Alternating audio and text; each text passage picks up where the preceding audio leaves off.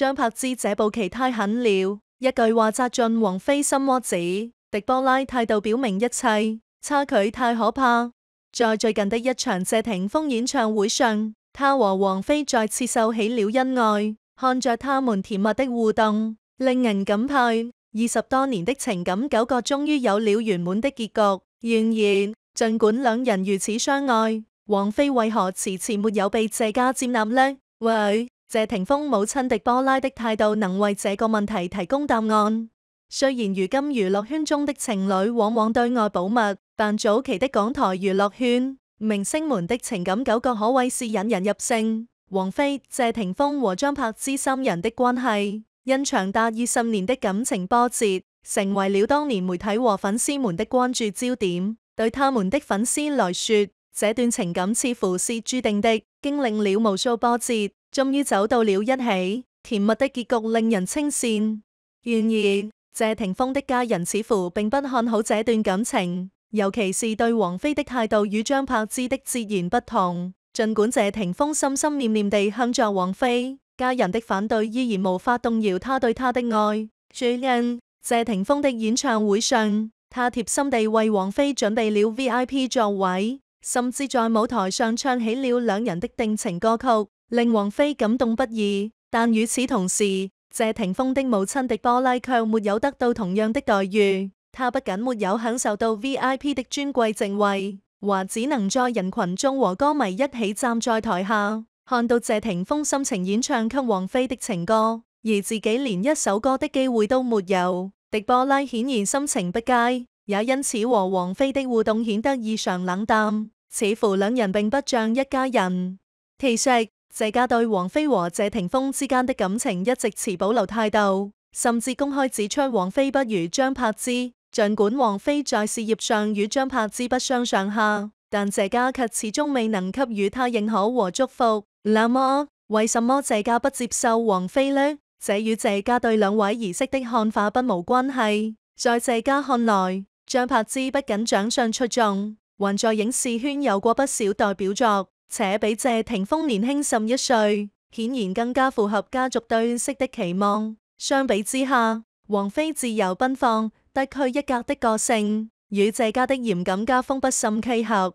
然而，謝霆鋒並非死板之人，這也是他與王菲之間能夠走到一起的重要原因。儘管年齡和性格差異是謝家不太歡迎王菲的原因，但更讓謝家人不能接受的是，王菲和謝霆鋒在復合後並未打算再生孩子。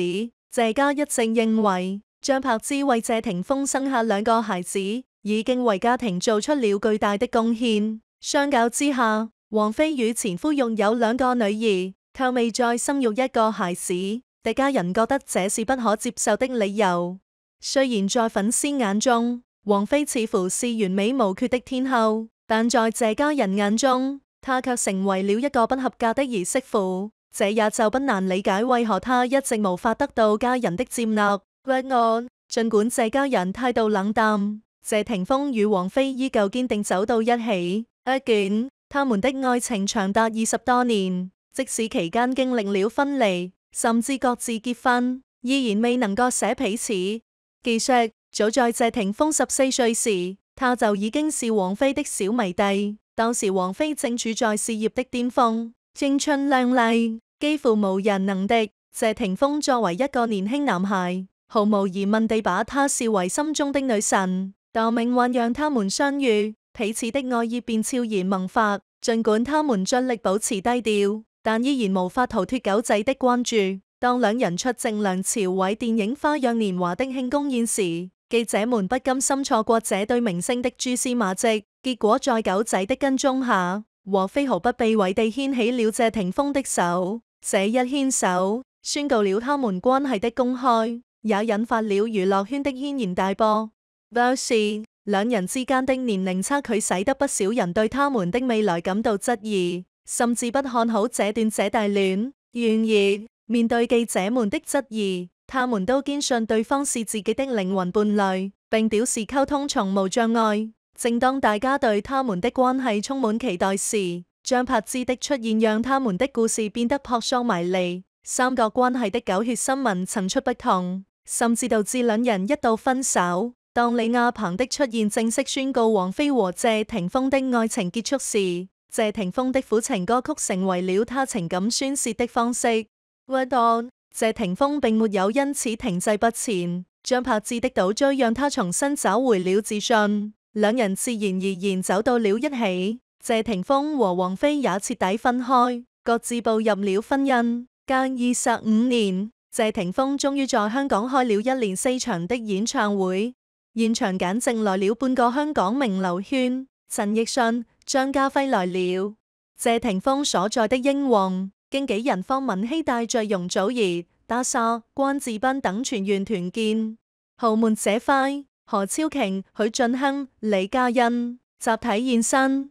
謝賢迪波拉到場，兩個可愛帥氣的兒子也在台下支持爸爸。不過最吸睛的還是王菲，原本在包廂低調給男友應援，還是被網友找到了。天后少見地手舞足蹈，倘還是正煮飯的甜媽，不僅讓人感嘆事業一直在高峰，朋友愛人在身邊，她也不裝了，直接轉發王菲秀恩愛。謝霆鋒過上了億萬人羨慕的理想人生，他到底什麼命啦？有人說謝霆鋒大概是港圈最好命的星二代，是了為把星二代刪了也成立，港圈再也沒有人的星光比他更盛了。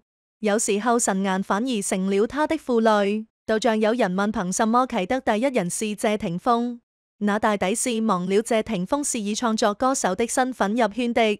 所以今天我們不聊帥哥，只談才華。15歲他怕被認出來，給自己取名道丁，在海外留學就創作了古計創，用重金屬吉他光明出青春期躁動。17歲發行首張專輯《My Attitude》時，更是各種大牌保駕護航，空降當年銷售榜冠軍。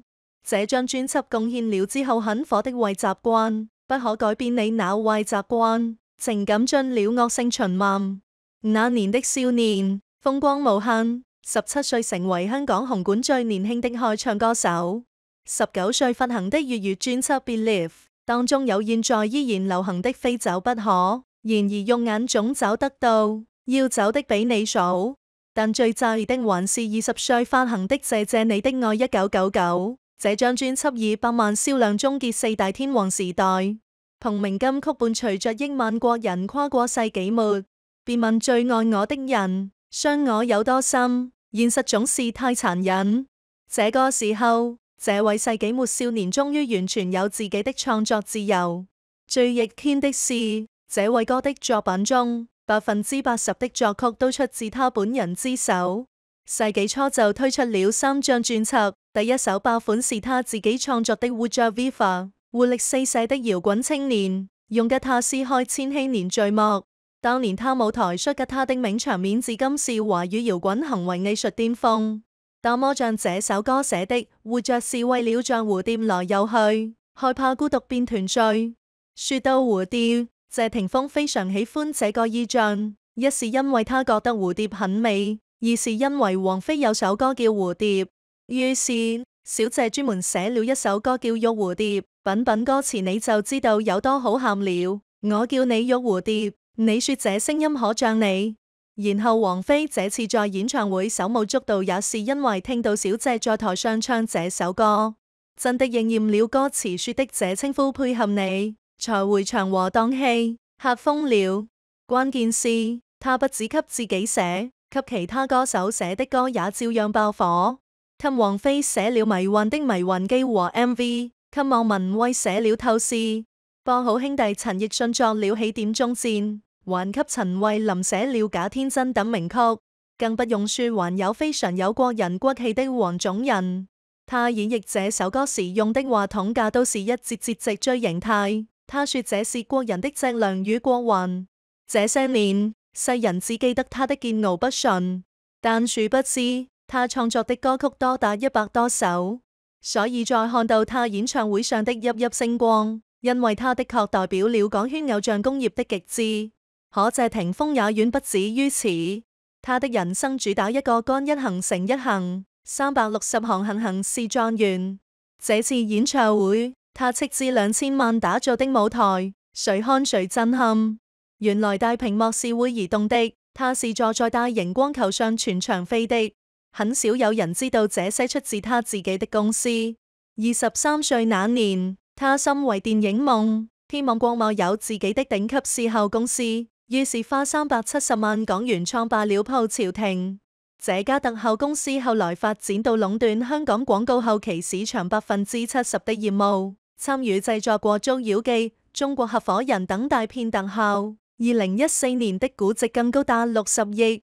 世人皆知他前些年迷上了做飯，時常在家研究中西菜式，而且他學超快。這個麻利勁活真的就是天賦啊！最炸裂的是做飯做成了米其林認證的大廚。謝霆鋒也實在太有商業嗅覺，因為廚藝衍生的綜藝12道風味全方位展示了他的能力。交際來做客的全是大咖，張曼玉、吳彥祖、容祖兒等。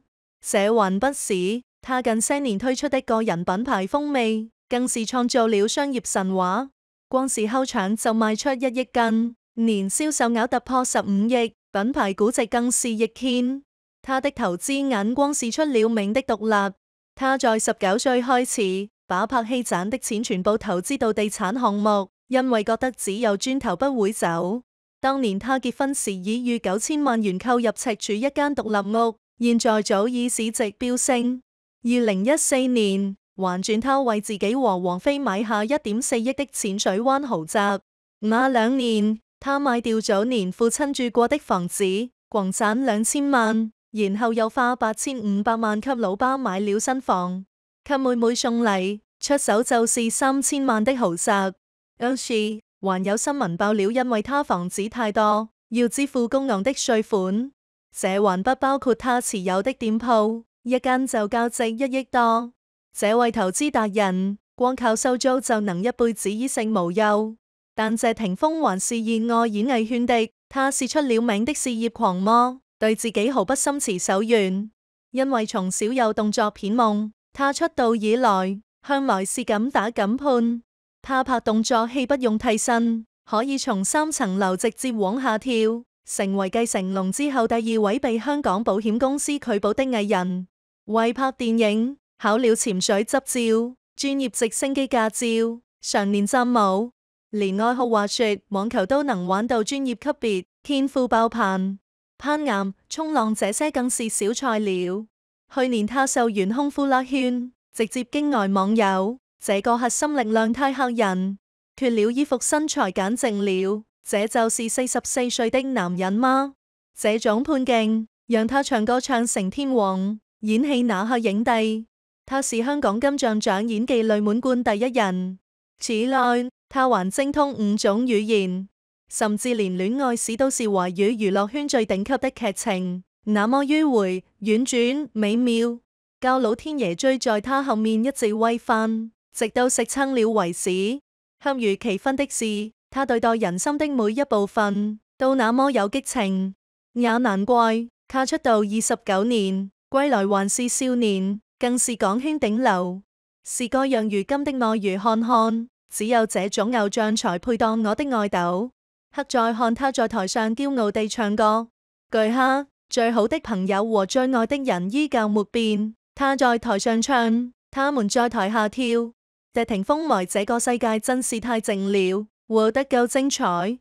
我只能說，上帝到底給他關了那扇窗。